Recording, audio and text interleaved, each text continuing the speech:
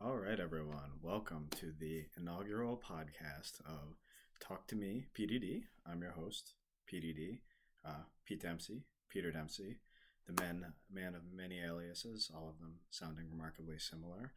Um, so this is my opportunity to talk a little bit about people management, my views and philosophies, leadership, personal productivity, work productivity, and pretty much anything that I want to. So this first episode is titled Decide and Do, and then that's in honor to my fellow creator and strength trainer, Justin Keene. Check out his podcast, Season 1, out now on Spotify. I really love the theme Decide and Do.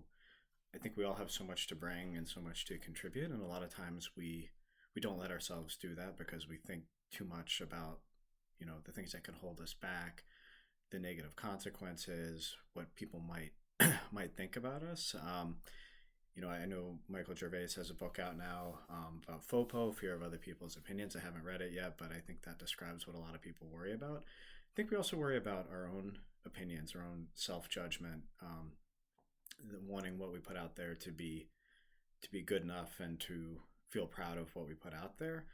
And the reality is, when you're trying something new and growing, it's not going to be perfect from the start, but I would encourage people not to let that hold them back. About a year and a half ago is when I started writing more on LinkedIn, and it's been really rewarding journey for me. I've made a lot of really nice connections with people. Had people tell me that my thoughts positively impacted them, which is just an amazing feeling to have, and something that I look to try and have more and more of with my impact in the future. So really my goal there in the beginning was just to write original content. That's it. And that was a really achievable goal. It wasn't getting a certain number of followers, getting impressions, people to view it, that sort of thing.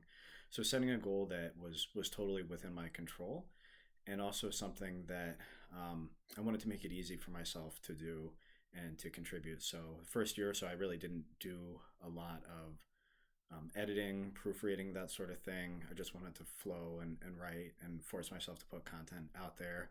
Tried to be creative, tried not to really to hold back on anything there. And it was a really great journey and really great way for me just to get some experience doing that. And a year or so in, I'd done that for a while. I was happy with sort of the amount that I was able to write and building up a more consistent writing habit. And had some great interactions with people. I think LinkedIn overall has been a really positive place in terms of social media. So I hope that continues. But then I wanted to shift a little bit. I wanted to get a little bit more targeted. So maybe reducing the frequency that I wrote, but spending some more time thinking about topics, spending some more time editing my own work before putting out the content. So I felt that I had built up enough of a routine and confidence that I wasn't going to hold myself back trying to be perfect, but I did want to sort of make an effort to improve the content that I was putting out there.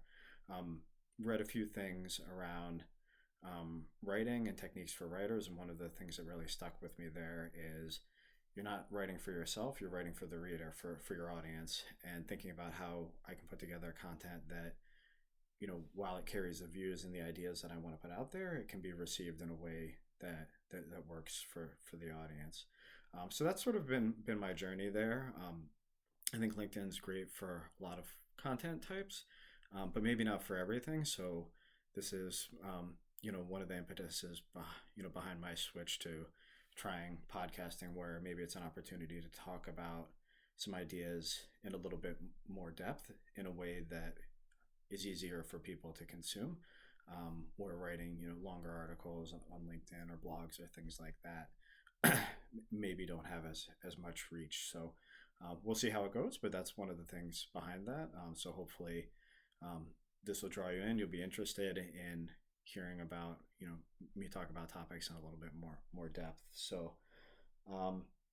yeah, I'd really encourage everyone to think about ways that they can bring their own unique voice to whatever they do. It doesn't have to be in a quote unquote creator type thing on social media, but just in your daily lives or in work. I think people often hold back themselves and sort of the individual piece that is unique to them. And I found that to be really valuable and really drive a lot of impact. So I would encourage people to think about ways that they can do that and sort of get over those barriers about worrying about what people are going to think. Um, Most people don't really care that much. They're not out to get you. Um, you make some blunders, you make some mistakes as you're learning. It's not going to be the end of the world most of the time. And